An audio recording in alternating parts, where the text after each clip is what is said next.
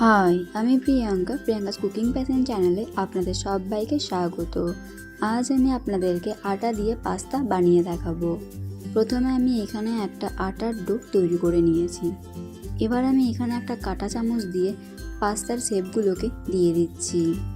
এবার আমি কড়াইয়ের মধ্যে দিয়ে দিয়েছি জল আর দিয়েছি সামান্য একটু লবণ আর তেল দিয়ে 10 মিনিটের জন্য পাস্তাগুলোকে ভালোভাবে সেদ্ধ করে নিয়েছি। এবার আমি কড়াইয়ের মধ্যে সর্ষের তেল দিয়ে দিলাম সামান্য একটু বাদাম, আদা, রসুন কুচি। এবার এগুলোকে আমি অল্প একটু ভেজে নেব। এবার আমি এর মধ্যে দিয়ে দিচ্ছি সামান্য একটু পেঁয়াজ আর ফুলকপি। আপনারা নিজেদের পছন্দ অনুযায়ী যে কোনো সবজি দিতে পারেন। এবার আমি এগুলোকেও হালকা একটু নাড়াচাড়া করে ভেজে নেব। এবার আমি এর মধ্যে দিয়ে দিচ্ছি আগে থেকে তৈরি করে রাখা পাস্তাগুলোকে আর দিয়ে দিলাম কিছুটা পরিমাণ মশলা আর দিয়ে দিয়েছি সামান্য একটু টমেটো সস।